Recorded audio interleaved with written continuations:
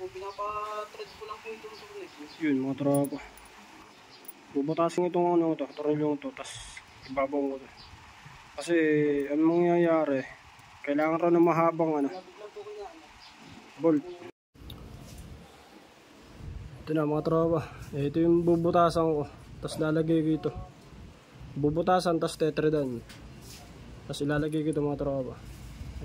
Ay ganyan magiging position mga tropa. Pag ganyan.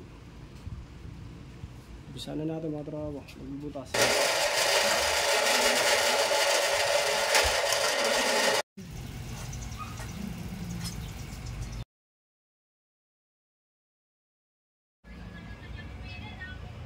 Yun mga tropa, ito na siya. Ito yung binutas ko, tapos lalagyan ko ng thread sa gitna.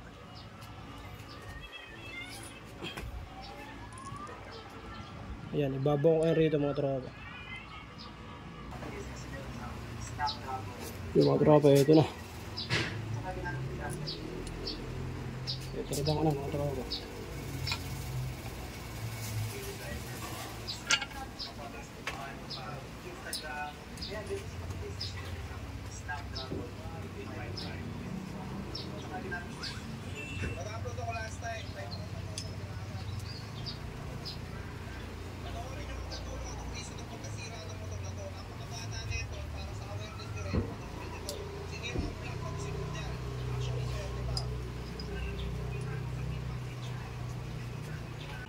Yung mga tropa, ito na, nalagyan ko na ng thread.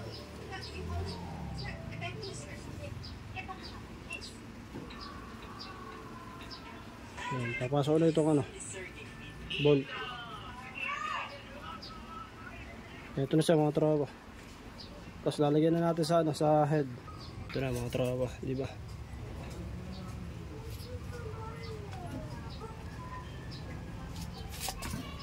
Tapos papasok na dito.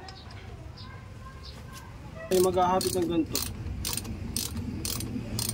Yung kasing tabi nung bolt, may hangganan ng mga tropa, tumutok doon yung sa pinaka-thread ng ano, sa head. Mga tropa, nakakabit na siya. Ngayon, pwede ko naman pagbalita rin ito, pagka yung ano. Kaya natin kung ano magiging diskarte. Papantarin ko na mga tropa, tingnan natin kung meron ano, singaw.